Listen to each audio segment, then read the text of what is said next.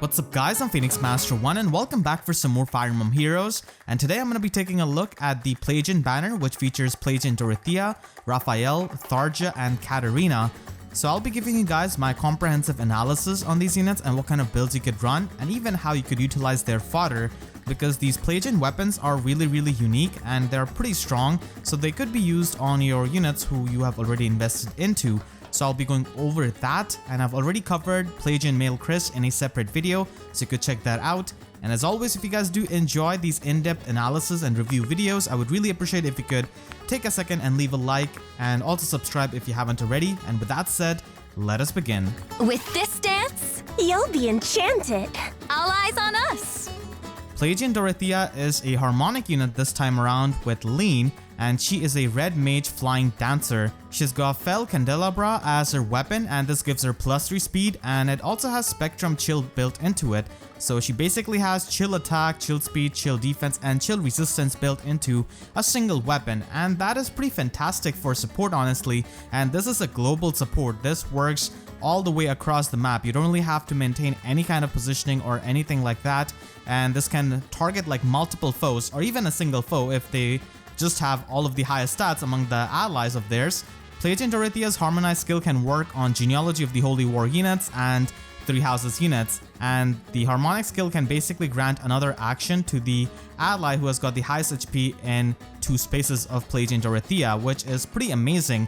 And this can be pretty useful with some of the hard-hitting units like Bernadetta, Legendary Edelgard, Claude, the normal version, and of course above all, Legendary Leaf, who already has Neuron Zeal built into his special, and that's basically like a range Gale Force, so you can basically get Neuron Zeal, you could dance him, and then you could dance him again with the harmonized skill, so this could lead to some pretty degenerate plays. So that could be done along with those units, and it also gives you the Resonance Shield effect, which grants all of the allies from those games +4 defense and resistance, and also gives you an impact effect, which is really good for player phase units.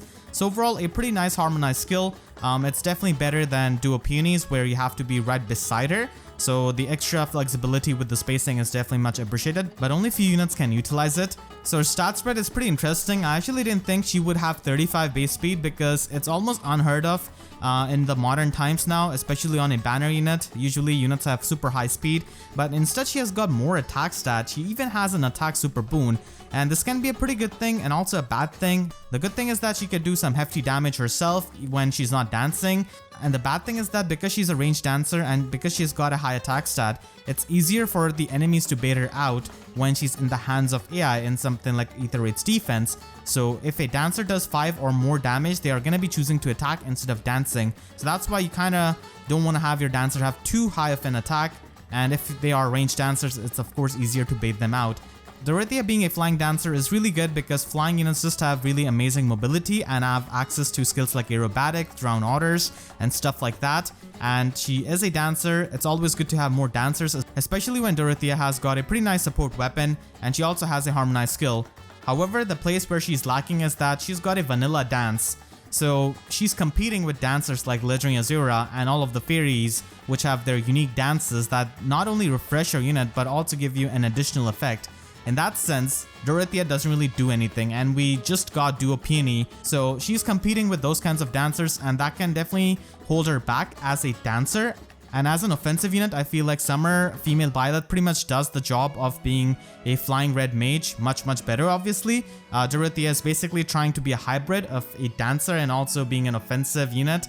Dorothea does come with Swift Impact, which is a pretty niche skill, but it can be pretty good for a dancer because it can basically allow her to not die against high attack magical units, and it can also help her stop the follow-up attacks of any kind of foes. So this could definitely help her survive, and this could especially be really good if you're having your dancer in the hands of the AI for something like Ether Raid's defense again. So impact skills are pretty good there overall. So Swift Impact can definitely be useful, but there are some other options if you want to use her offensively. And Firestorm Dance isn't really all that good. In my opinion, dance skills overall are kind of underwhelming. So if you're trying to build her up, I would definitely suggest going for Wings of Mercy, which is the best skill for any kind of dancer. And you could also pair it up with aerobatics. Attack speed rain can definitely help her and also her allies because of its 2-tile radius. And you could even run Fury if you want to, if you just want to increase her attack and speed a bit more. And you could run Attack Tactic or any kind of support skill depending on what kind of team you're using.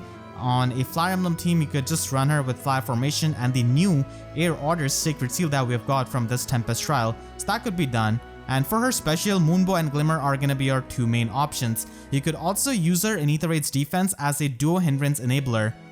In Aether-Raid's defense, duo units are pretty annoying for your defense teams. They just have these cheating skills like Ninja Lin, Duo Micaiah, and also Duo Altina now, so disabling their dual skills can be pretty good at times and can discourage the opponent from using even those teams, so having Duo Hindrance is really important nowadays.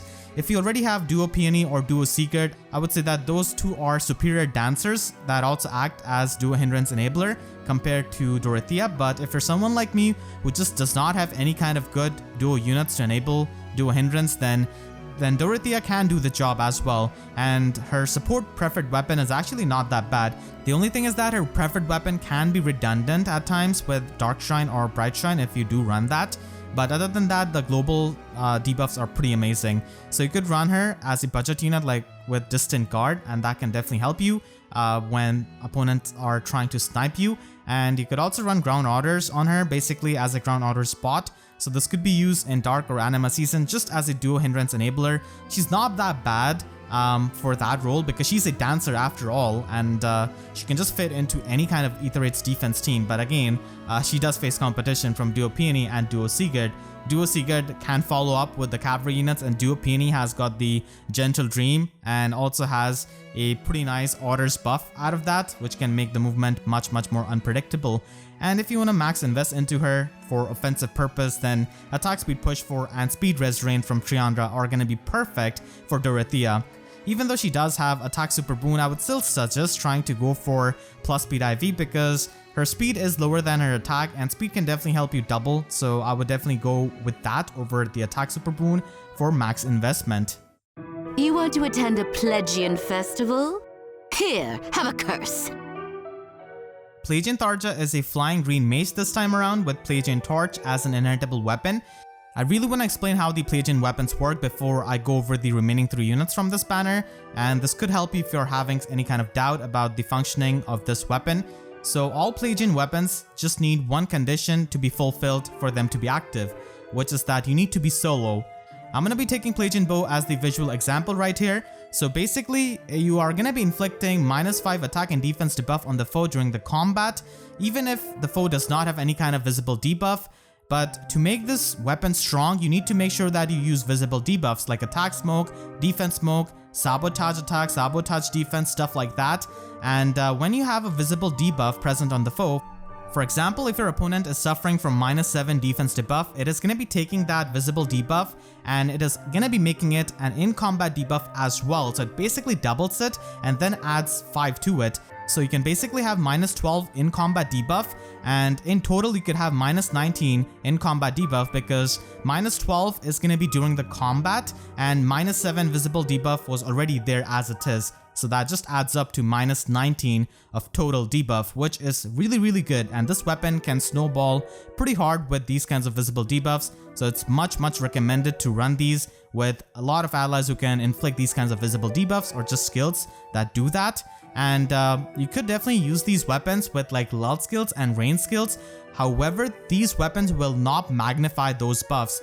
Again, these weapons use visible debuffs, the red stats, so you want to have that on the enemy. But with like any kind of in-combat debuff, range skills and the lull skills are basically going to be stacked upon them. It's just that they're not going to be getting magnified by the Plegian weapons. So I hope that can clear up the functionality of these weapons and how you want to use them. Basically just use them with visible debuffs, the red stats, so that you can utilize the maximum strength of these weapons. For Tharja specifically, this only works for attack and resistance stats, so she's going to be getting those penalties on the foe during the combat in those particular stats. She does come with speed res rain, but like I said, the debuffs from those skills are not magnified by Plegian Torch. Her stat spread is also pretty good actually. She's got 39 base attack and 41 speed. In my opinion, she's one of the best flying green mages in the game right now, if not the best one because of her offensive stat spread. Flying Nino still has to get a weapon refined, so who really knows, but she's basically up there because of her stat spread when it comes to any kind of flying green mage. And she also has a super boon in both of those stats, which is absolutely amazing. She does have Swift Sparrow 3, which does work out pretty well in the player phase. Reprisal isn't really all that good with her base HP. And if you get extra copies of Tharja, or if you have already invested into some kind of green mage heavily, then Plegian Torch can be a fantastic inheritable weapon for them, and this could be utilized on different kinds of units. Sylvain, for example, is an ideal candidate for this because he's a cavalry unit. He can easily utilize the solo condition along with attack speed solo, and his stat spread is at a point where he could function as a mixed phase cavalier basically, so the attack debuffs can definitely help him a lot. You could just run double smoke, and that could help him with his damage output and overall longevity. You could also use this on Soren. Windsbrand is not a very good weapon refined, so you could go with Plegian Torch and even stack it up with Attack Res Ruse, which is the perfect ruse skill with Plegian Torch. And on someone like Picnic Leo, this could be a pretty good weapon for a tank because the attack smoke debuff can help you get bulky on both of your defenses, which is really great. And now let's move on to Tharja's builds. She already comes with a pretty good base kit, so you don't really have to do too much. You just have to give her Desperation and replace Reprisal with Glimmer. Glimmer is definitely going to be a pretty good special with Plegian Torch and its resistance in combat debuff. So you could run attack speed solo as well because it does have good synergy with the weapon. You could also run Resistance Smoke on Slotsy from Brunia. And in my opinion, I kind of prefer Resistance Smoke over Speed Res Rain. Personally speaking, I like the fact that it can give you more damage output. And you could even run Heavy Blade with Plegian Torch. The in-combat attack debuff of Plegian Torch is going to be really helpful. And you just want to run some kind of ally with like Temari Dagger or Sabotage Attack, which can provide her with the attack debuff, and then she can provide the Resistance Smoke debuff herself. So this could be helpful with Heavy Blade and Glimmer. And if you don't really want to use Plegian Torch, if you don't really like its solo condition, then you could run a Blade Tome. It can work out with her fantastic offenses. And at max investment, you could run Heavy Blade 4 as a slotted skill to get true damage out of it. And Plegian Torch can definitely help you meet a lot of the Heavy Blade checks, so it could be used with a true turn special like Glimmer. And finally, I think that this weapon does have potential when it comes to Vantage Sweeping in something like Aether-Raid's offense, or in general, like it does make for a good Vantage Sweeper, and the fact that she's got an attack super boon also helps with it. She hits a nice 69 attack stat with this kind of build, so this could be run, and she can get fairly bulky actually with her HP, so it's not really all that bad with a quad mythic setup, which can easily be done in the Astra season. So the plan is to basically use like Sabotage Attack or Temari Dagger from an ally to debuff the attack of the foe, and you can just rest smoke them and get -19 resistance debuff on the foe, and that can help you with the Vantage Sweeping. I like these Plegia clothes. They really show off my muscles, huh? Raphael makes his debut as a colorless armored archer, and he's the 4-star focus unit on this banner, so it's easier to get him, and a lot of people are going to be plus in merging him because of the fact that he's a 4-star focus, and he's honestly a pretty good unit. So he's a 179 BST armored archer, and being colorless is really good for nuking in general. He comes with Plegian Bow, which has got the same effect as Tharja's weapon, but it only works for attack and defense, which are the two stats which Raphael cares about, honestly. And Plegian Bow is a pretty good weapon, don't get me wrong, but it's a bit awkward on Raphael, who's an armored archer. The reason being is that this weapon requires him to be solo. Now, that's all fine and dandy because you could easily use armored boots or, just move him one space away, but there are going to be times where it is going to be hard for you to be alone because of his poor one movement. So it's not really bad weapon or even bad on him, it's just a bit awkward at times, especially the fact that you cannot even have armored stride on ranged armor units. Is just going to be pretty annoying because if he had access to that, then this weapon would have been pretty good as well. I mean, Legendary Edelgard pretty much functions with her solo weapons as an armor unit, and she does fine. So I wish he had access to Armored Stride, but unfortunately he does not. So he has got Out Follow Up as a 4-star skill. So just like Hilda brought Even Follow Up, he brings Odd Follow Up at 4-star. So that could be utilized. And his stat spread is definitely pretty interesting. He has got 42 attack, which is absolutely amazing, and it is the highest for an archer, sharing with newer Plumeria. So 42 attack dancer, one is a buff dude and one is a flying fairy. So I just find that really, really funny. He also has pretty high defense at 38, and he has got a really awkward speed at 28. He could be compared to Valentine Faye, who's also a pretty well-known and very powerful colorless armored archer, and Valentine Faye still has an edge because of having 15 extra resistance than Raphael. Raphael is not as min-maxed as Valentine Faye, unfortunately.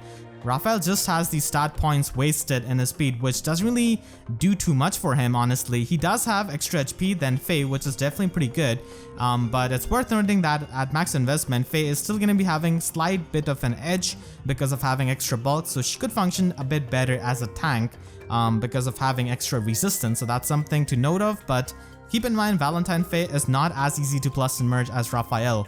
Raphael is a 4-star focus, so Valentine Faye is going to be ending up a bit better, but then again, for a 4-star focus, Raphael is not bad at all in my personal opinion. In fact, he is pretty strong with that 42 base attack.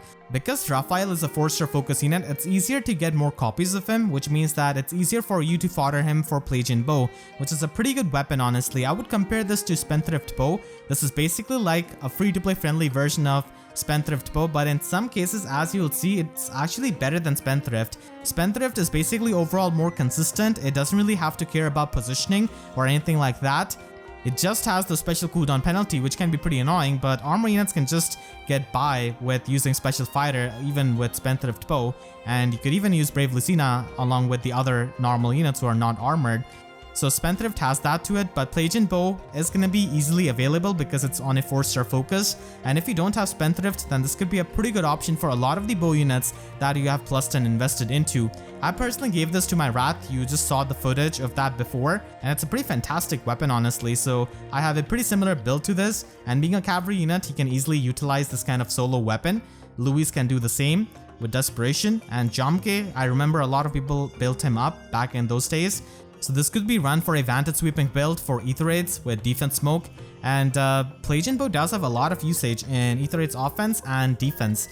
In offense, it matters more in my opinion because it can actually perform better than Spendthrift Bow by giving that minus 19 attack debuff on the foe, and that is pretty fantastic, honestly, for someone like Norn, who's basically the best infantry free-to-play archer, I would say. She can be a pretty nice tank and a quite speedy one at that. So with a quad mythic setup, you could basically have this kind of tank build on her with close foil, and it's worth noting that the debuffs are going to be gone once the unit gets danced, or if they don't really care about debuffs, if there's someone like Branya.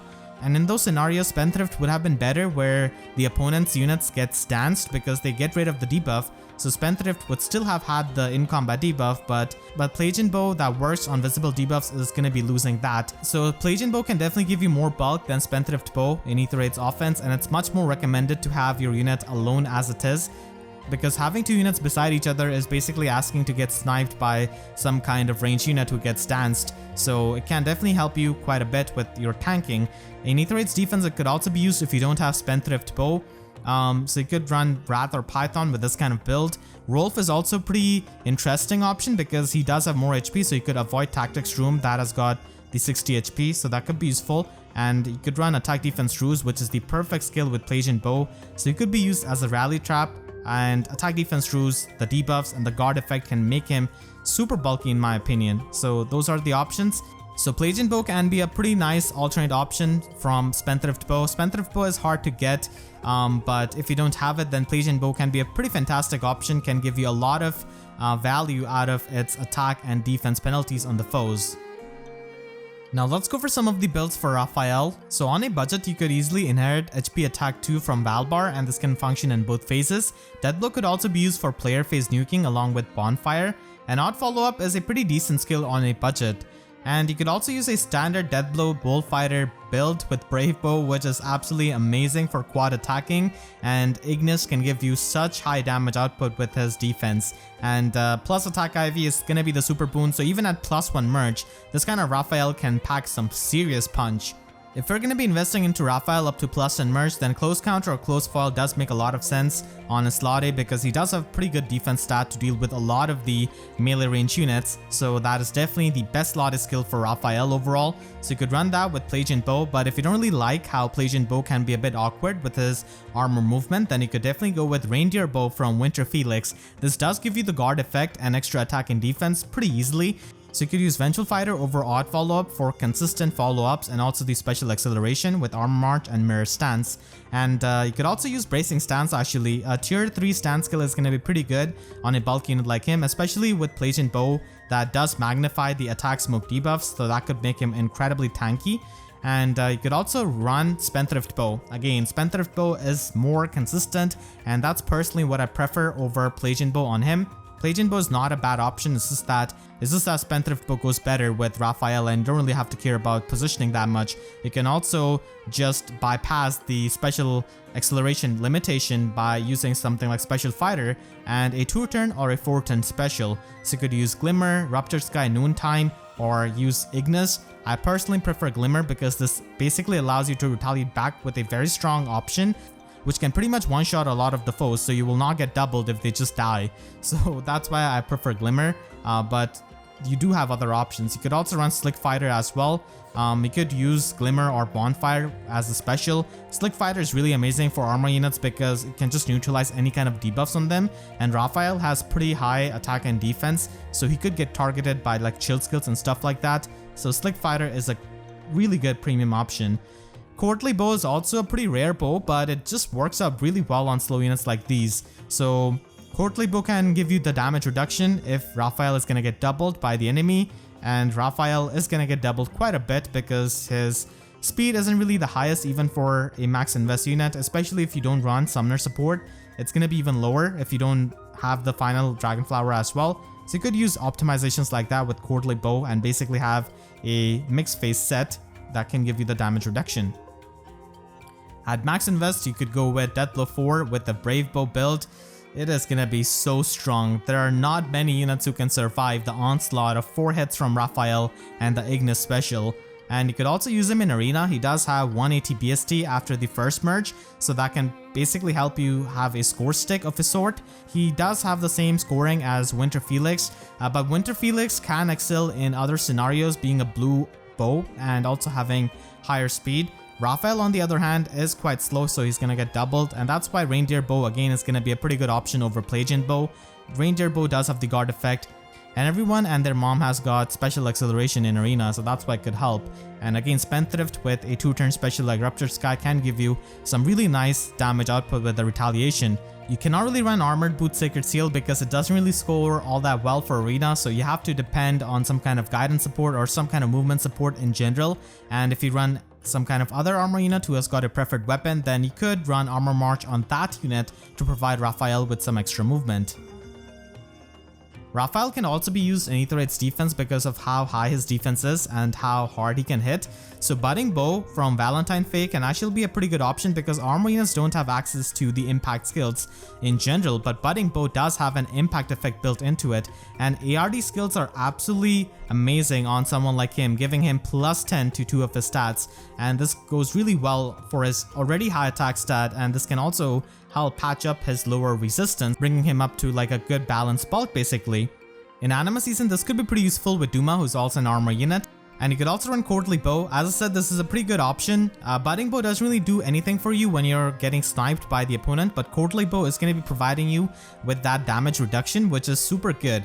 So Courtly Bow could be used with ARD Defense Res, Bolt Fighter, and Bonfire. And he can be really annoying with his extremely high defense and extremely high damage output with the Bonfire.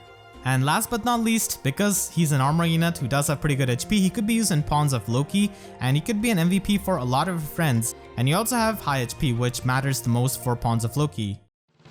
This outfit matches Chris's. I like that. Plegian Katarina is a flying blue mage this time around, and she has got Fel Flambeau as her preferred weapon. So this is pretty much like a Plegian weapon, however, it has got the -1 special trigger cooldown, which is very valuable on any kind of mage in my personal opinion, and this works across all of these stats: attack, speed, defense, and resistance. Even though defense doesn't really do too much for her, attack, speed, and resistance is really amazing. All of the other units like Tharja, for example, can only have it work for attack and resistance, so this can give you the in-combat debuff and also snowball the debuffs in those stats. So it makes for a very solid weapon in my opinion. She also has very high speed at base 43. She does have 4 super banes, but her stat spread is really good for a flying blue mage, and it's one of the best in my opinion. So 37 base attack is really good, 43 high speed is absolutely amazing, with the fact that Fel Flambeau can also give the in-combat speed debuffs on the foe, so that can combo up easily with speed smoke and resistance smoke. She does have attack speed solo, which does have good synergy with her preferred weapon solo condition.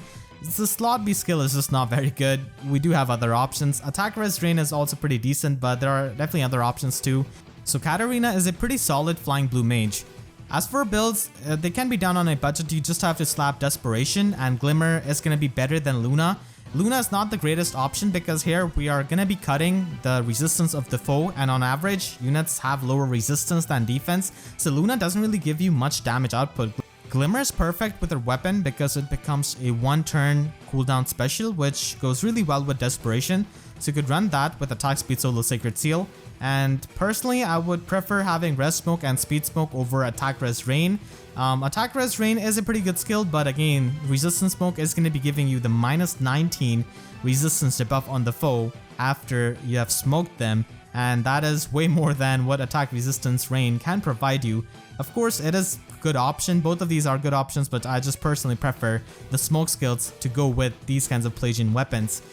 You could also run Fury if you want to have a bit better bulk, and this can also help you fall into the Desperation range, and this way she could make a bit better use of the attack debuffs from her weapon by increasing her bulk with Fury. At max investment as well, Fury 4 does work out pretty well. As I said, it does help her with her bulk, and you could use her with plus attack IV.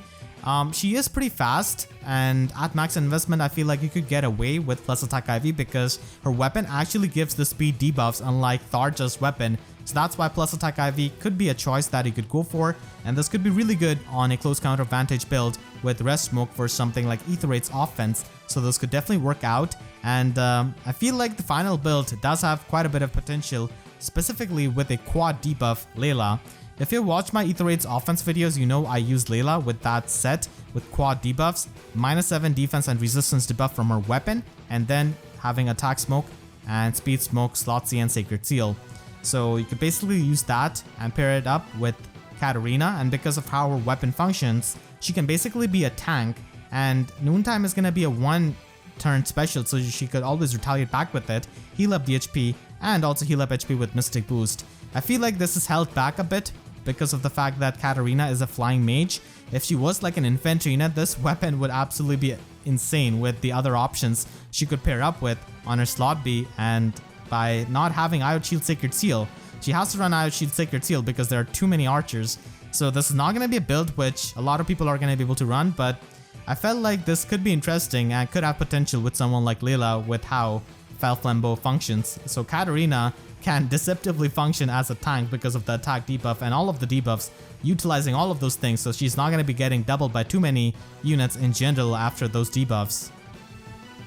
This banner is a seasonal banner and it lasts for an entire month. Keep in mind that we're going to be getting 4th anniversary of Fae pretty soon in early February. So usually we have some kind of Hero Fest banner for Choose Your Legends units. So if you're interested in Choose Your Legends units, I would definitely suggest you to wait until the anniversary, and in general you should just wait until the anniversary to just scout out the options before you heavily summon on this kind of banner. It does have some pretty good fodder options honestly with the Plegian weapons, which make for strong inheritable options, but in general the anniversary is right around the corner, and for that I feel like this is a pretty tame banner.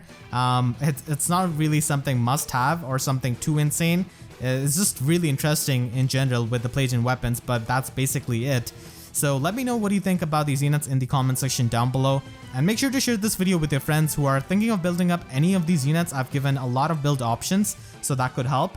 And I want to thank all of my YouTube members for their constant support, and if you enjoyed, then please be sure to leave a like and a comment. Helps me tremendously, and be sure to subscribe and hit the notification bell, because YouTube sub boxes are about as functional as visible debuffs on Brave Hector. So with that said, I'll see you guys next time. Thank you so much for watching and have a great day.